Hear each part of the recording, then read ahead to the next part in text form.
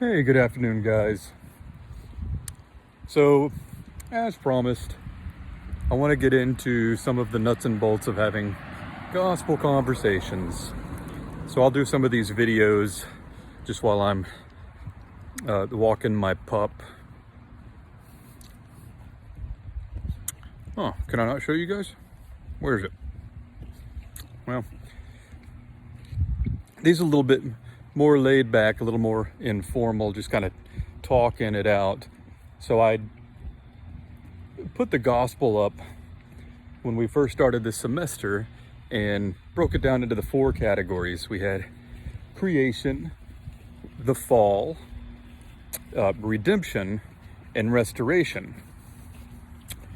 And I'd said that most of your gospel conversations are going to break down into these 4 categories.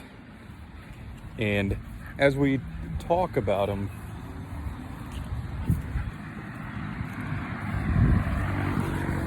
the model that we want to use is the ambassador model. That's the hat that we're wearing when we have these conversations. Hey guys.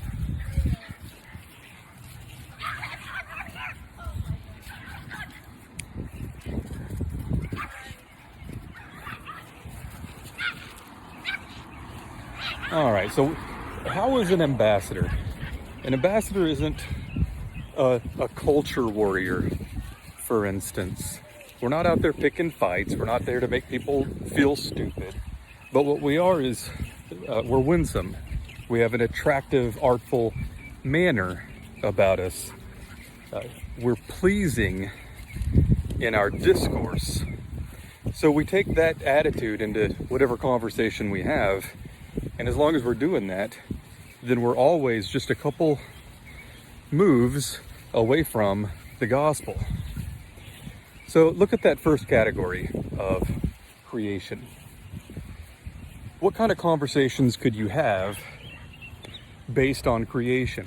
I mean, the obvious one is anything that has to do with science or origins or evolution can immediately go into a conversation about the gospel. So somebody says something about their belief in evolution, you ask them about it. An ambassador uses a lot of questions. An ambassador is curious and respectful of other people's beliefs. So somebody tells me that they believe in evolution, I don't go, no, you're stupid.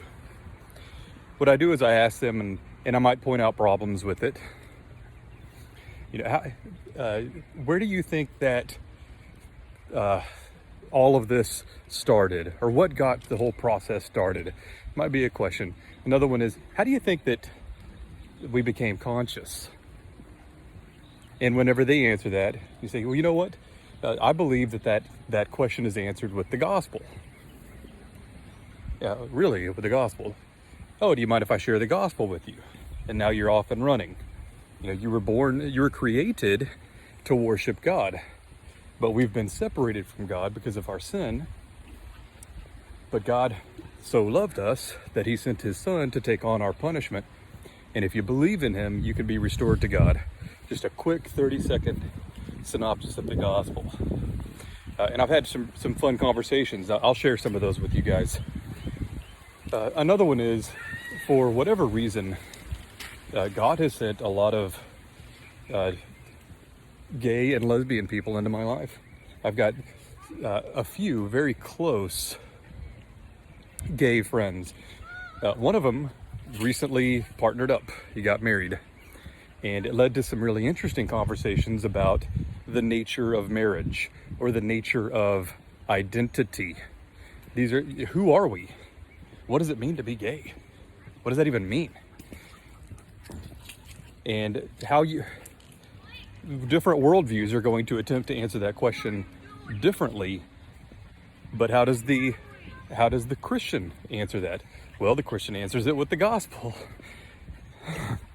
Have you ever heard the gospel? May I share the gospel with you? Did you realize that your identity is grounded in God? You were created by him in his image? And yet, we have fallen away from God in our rebellion. You're off and running with the gospel. A couple of examples of how that first category launches you right into a cordial conversation about Jesus.